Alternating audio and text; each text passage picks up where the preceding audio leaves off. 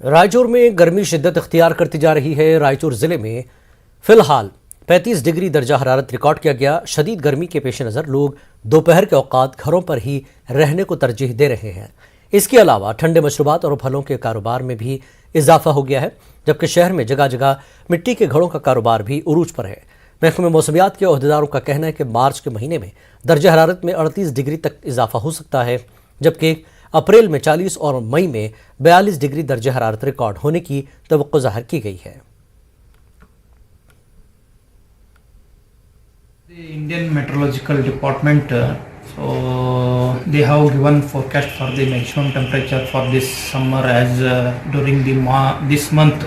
That means during March it may go up to 38 degrees Celsius. In April it may be up to 38 to 39, and May so it will cross 40 degrees Celsius. And also the last 40 years data shows that during this month 38 degrees Celsius average temperature has been recorded, and that may also cross during this present situation.